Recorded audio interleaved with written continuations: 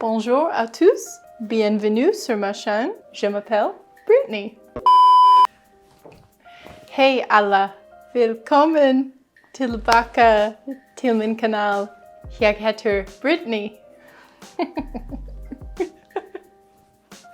It's so embarrassing. I can't do it. Hello everyone, welcome back to my channel. My name is Brittnee and I only speak English, obviously. Guys, did you miss me? I know I've been gone for a long time. I feel so out of the filming rhythm, but I've missed it and I'm excited to get back to a regular routine and back to a normal filming schedule and learning so much more about chocolate. As most of you already probably know, I've been away traveling. I went to France, Denmark, Norway, and Sweden. So I actually got home a couple weeks ago, but then I had to catch up on work and other life things. But I finally feel like I'm back in a good place, a little less stressed and back on top of things. After I got home from my trip, I posted on the community page here on YouTube what kinds of videos you guys want to see from me first. There were a lot of really good ideas and I'm excited to start filming those for you guys coming up next. Hopefully really soon. But it seemed like some of you were actually interested in hearing a little bit about my trip. So I'm going to start with that. So that will be today's video. Just a quick little review of some of the highlights and my favorite things that me and my sister did. And this is actually a great topic for today's video because it doesn't require any chocolate demonstration. And the reason why I'm happy about that is because, guys, I don't have air conditioning right now in my apartment. And suddenly here in Utah, it is getting hot. Like this week, it has been like 90 degrees or a little bit above Fahrenheit. And yeah, it's pretty hot in here right now. I'm like trying not to break a sweat. But anyway, filming chocolate's going to be a little bit difficult for the next couple of weeks until I get air conditioning in here. So for this one, and for sure the next one, maybe two after this, I won't be doing any demonstrating, but I'll still post a video. And once we get AC, I will be back in business. And on that same note, this is a great time for me to remind you guys how important it is that the room that you are making chocolate in is within the right temperature and humidity range. Currently, my room is 77 degrees Fahrenheit. Telling you, it's hot. Personally, when I'm working with chocolate, I like to keep my kitchen between 68, sometimes 67, to 70 degrees Fahrenheit, which is around 20 to 21 degrees Celsius. And now you can probably go a little bit above that and get away with it, maybe up to like 72 degrees Fahrenheit or 22 degrees Celsius. But things could get a little sketchy. You might find that your chocolate sets up a lot slower or that you're having trouble with your chocolate temper. The reason I prefer around 69 degrees Fahrenheit is because I actually get super hot, just like I'm conducting heat when I'm working in the kitchen. And so 69 degrees, 68 degrees is a comfortable working temperature for me. As for the humidity, it's recommended that you try to keep your room below 50%. That's usually pretty easy for me to do here in Utah because it's pretty dry here.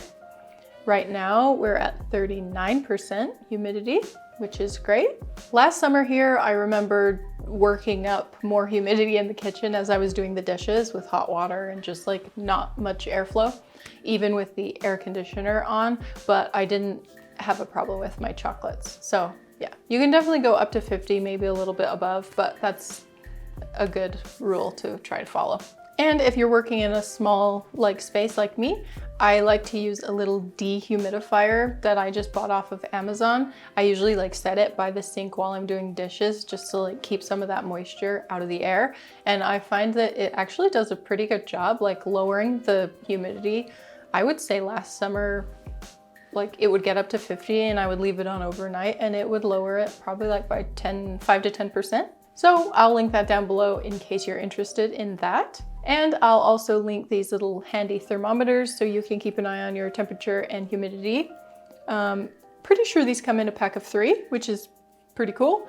I usually put one on each side of my kitchen, and then I like to keep one also in my wine cooler just to make sure that my levels are actually matching what my settings are. All right, there's your little chocolate lesson for the day. Now let's dive into my trip. So I went on a 2.5-week trip to Scandinavia with my little sister. If you guys have watched my 2 Q&As I've posted on this channel, you'll know that I love to travel. I'm also a little bit into travel hacking. If you don't know what that is, it's basically strategically using credit cards to earn points and reduce your travel costs. And sometimes you can get other cool benefits, like when you fly with United on a redemption flight, you get 1 free flight within the same destination region. So that basically means that from here, we can fly a round trip flight to Europe and get 1 free flight within Europe on the same itinerary, all for the same points price. So I told this to my sister and I said, where else do you want to go? You can choose the city, and she picked Paris. So Paris was our first stop on this trip. Just as a total side note, I'm not like a travel influencer or anything, but in case you want to learn any more about earning a free flight, if you want to go on a trip soon or something, just email me with the email in my YouTube. But I will also link the credit cards I have down below as a referral if you want to use them if you're already applying for one. And that'll give me some extra bonus points for my next trip, which would be cool. Anyway, my sister and I have both been to Paris before, so we weren't too concerned with doing the normal touristy things. We just spent a couple days there before moving on to Scandinavia. So we mostly just wandered around the city. One night we decided we'd head toward the Eiffel Tower, so we just pulled out my compass and we walked east until we got there. And that was a fun way to see Paris because we ended up seeing things we wouldn't necessarily put on a list as a destination, just wandering through the streets. And when we got to the Eiffel Tower, there was such a pretty sunset and we enjoyed a crepe there because, of course, in Paris you have to eat a lot of sweets, chocolates, and pastries, which we did. We definitely had our fair share of macaroons. One of our favorites is always Ladurée. Also, my sister and I love to have breakfast at Ladurée when we can. We've been in New York and California, so it was fun for us to go to the location on the Champs-Élysées. The food here is so good and the atmosphere is so nice. Next, we went to Copenhagen, Denmark. We immediately loved it here. The city seemed more quiet than I expected when we got off of the train, and it was so clean and so cute with its cobblestone roads. One of the very first things I noticed here were all the bikes. So many bikes. And in the mornings, the bike lane was so busy. I assume with people rushing to work or school. While we were in Copenhagen, we wandered the city by foot, along with using their super slick public transportation system. We also went to Tivoli Gardens, and wow, it was so cute. It is an amusement park that is also known for its beautiful gardens, and they didn't disappoint. They also had an aquarium and a stage for performances, along with lots of really nice restaurants. Also, the rides were definitely fun, and the park and garden were really relaxing to walk around in because they were so pretty. After Copenhagen, we flew to the Faroe Islands and spent around 5 days exploring there. I highly recommend visiting here if you ever have the chance. Some things that stand out in the Faroe Islands are the sheep and cascading waterfalls everywhere. Around each mountain is a cute little town, which always includes a little church. My sister and I stayed at an Airbnb with a local lady and her husband, which was so fun. They were the best. They were so nice. And here is our cute little town we stayed in. I think we had the prettiest church on all the islands. We had 1 full day of sunshine and saw so many unique and pretty places on that day. We really packed it in.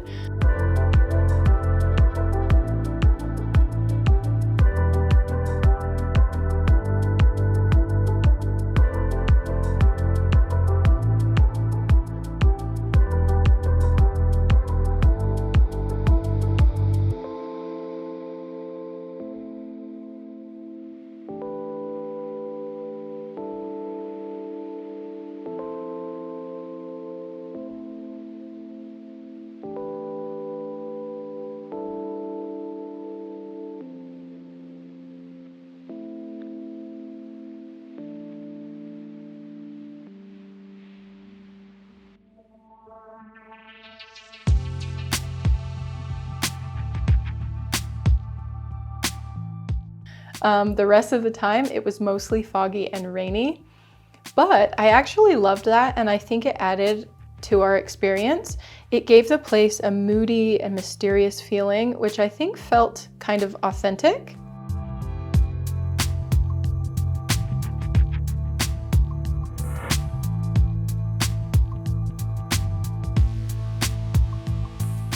The islands have really unique cliffs and sea stacks up against the ocean that were so interesting and fun to see. I've never seen anything like these before.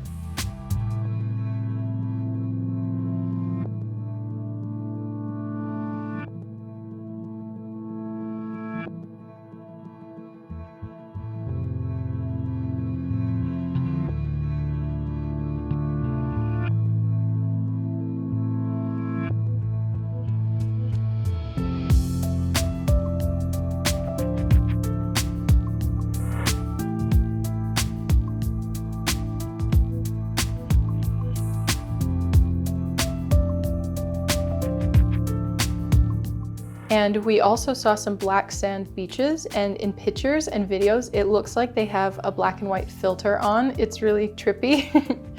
Anyway, I have so much footage, especially from the drone, that I'll show some extra here if I'm running out of voiceover time.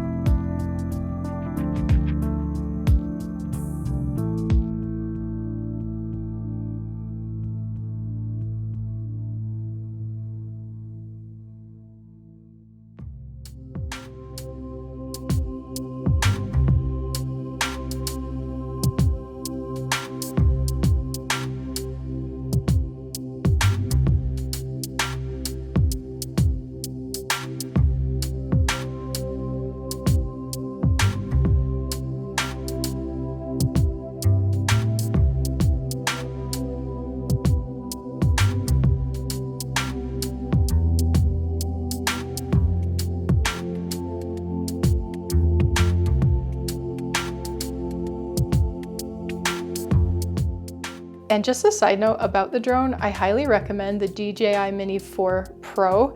You'll see that in some of these clips, I really put it to the test. And because of the thick fog on the Faroe Islands, I kept getting visibility warnings, but I kept flying anyway.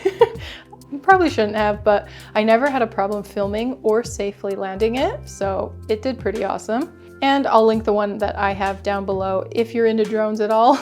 They really are so fun to bring along on vacations, especially where you'll be out in nature.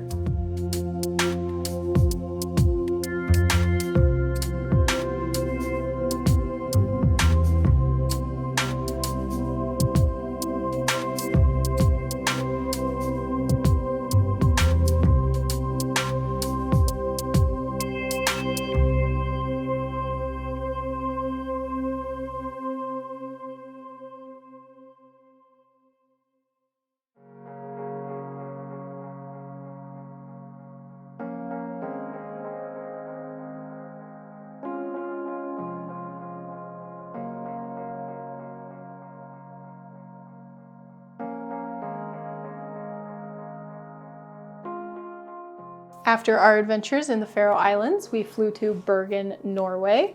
And wow, that place was so cute. The mountains up against the ocean with all the pretty colorful houses on the hillside were so fun to see. While in Bergen, just overnight, we went on a relaxing fjord cruise and the scenery was so pretty. From Bergen, we rented a car and drove to Odda, Norway. The road trip itself was an adventure, especially because we were tangled up in so many fjords and had to catch a couple car ferries, and those took forever. And the reason we traveled to Odda is to do a pretty famous hike called Trolltunga. But before that big hike, we explored the area a bit on our own and found this really nice hike. There were all these cool big boulders along the trail where cliffs had fallen.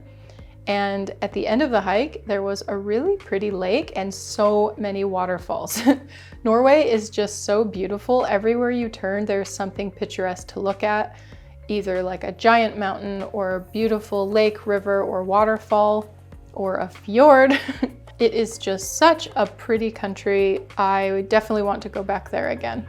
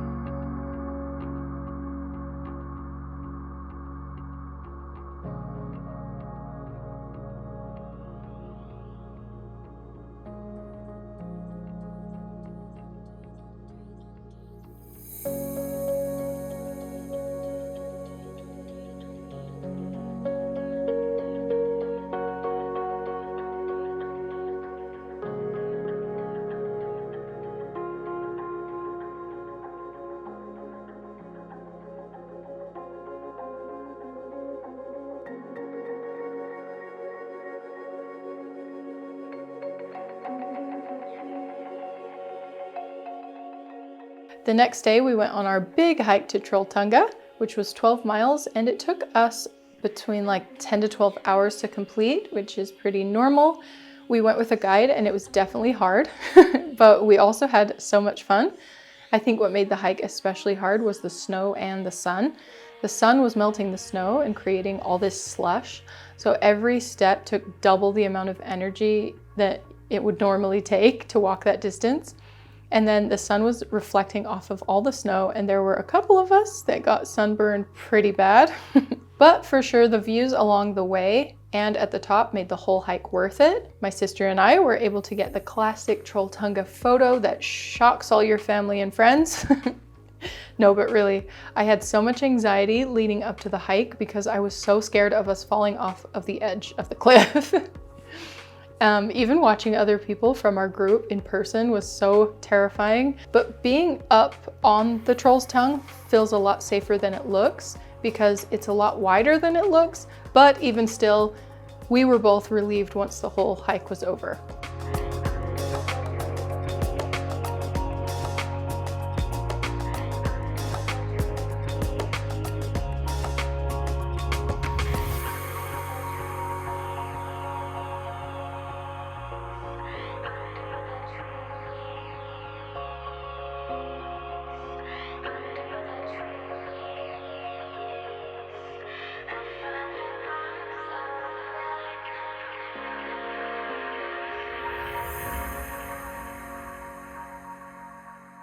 And our last destination on the trip was Stockholm. To get to Stockholm, we drove to Oslo and took a train from there to Sweden. Driving through Norway was so nice. It was different than I expected. They didn't have any freeways until we got close to Oslo, so we were on these one-lane roads the whole time. One thing I noticed was that there were so many tunnels, and there was also a lot of construction at the beginning of the drive, which was pretty bad, but the views made it okay. Also, it was really fun to watch the landscapes change along the drive. We drove along fjords and giant mountains, then through land completely covered in snow, and then some hills, and even through some forests. And then we hung out in Stockholm for a handful of days and explored each part of the city. I think my favorite area was Gamlestan, which is the old town, because it was full of cool buildings and was fun to wander around in. In the hip part of the city, Södermalm, people line up at this restaurant for some authentic Swedish meatballs, and they were definitely worth the wait, and yes, much better than the ones you get at IKEA. While in Stockholm, I got to meet one of my online teachers, Chef Jungstedt, when we swung by his chocolate shop to say hello. And wow, it was so fun to taste his chocolates in person. They were so good. Our big trip finale was going to the Eras Tour. Of course, it was a blast. You guys know I love Taylor Swift. And leading up to our tour date, it was so much fun to see all the hotels, restaurants, and shops that were playing Taylor Swift music and selling themed clothes and accessories. I loved how the whole city got into it. My sister and I decided to be different and dress for the newest era, TTPD. And I definitely think our outfits were the most unique because everyone else was wearing glittery sequin dresses.